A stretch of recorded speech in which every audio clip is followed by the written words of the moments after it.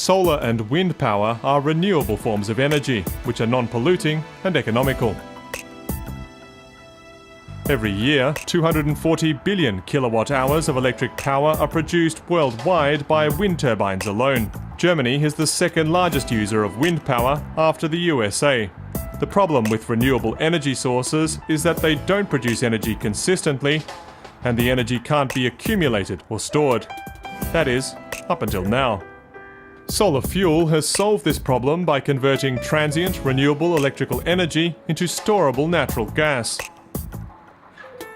The Center for Solar Energy and Hydrogen Research, ZSW, in Stuttgart, houses a prototype machine which mimics the process of photosynthesis. Carbon dioxide and water, two non-energy carrying substances, are converted into a high-quality substitute natural gas by a chemical reaction using electricity. The only residual product is oxygen. This substitute natural gas can easily be stored in caverns and utilized when needed. This is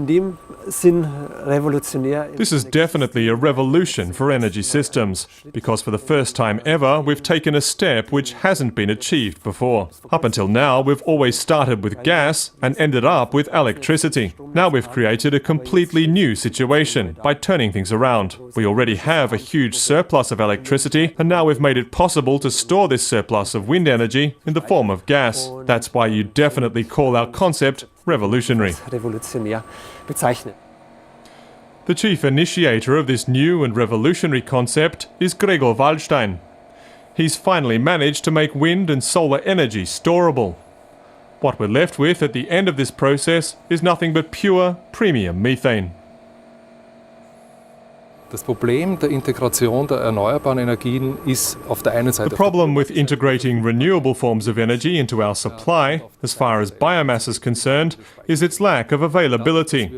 With electricity, it's the missing storage capability. Converting electrical energy into chemical energy enables us to create energy systems that could fully cover today's demand, using up to 100% renewable energy.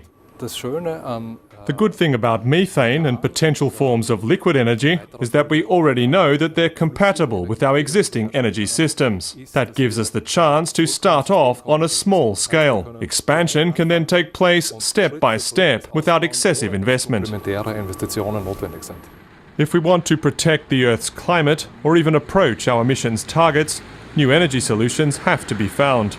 Solar fuel is a viable solution. The first plant of its kind was built at the Center for Solar Energy and Hydrogen Research. Mr. Michael Specht is a pioneer in developing new fuels from carbon dioxide. The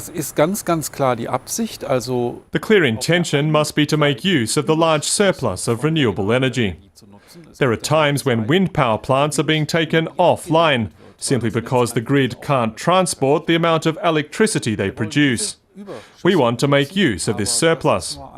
The other aspect is that we want to make this cheap and renewable electricity storable by using the already existing gas distribution network. On November 19, 2009, at exactly 1:21 in the afternoon, the first ever car was fueled with methane produced from carbon dioxide and water. Methane is just the first step and is one of numerous possible fuels that can be produced. With the technology already available, it appears other liquid fuels like methanol, petrol and diesel can also be produced.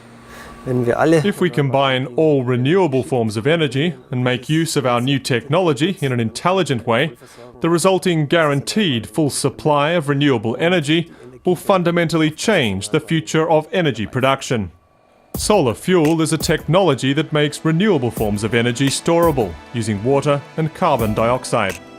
Solar fuel makes carbon dioxide part of the solution rather than the problem. And the only byproduct is pure oxygen.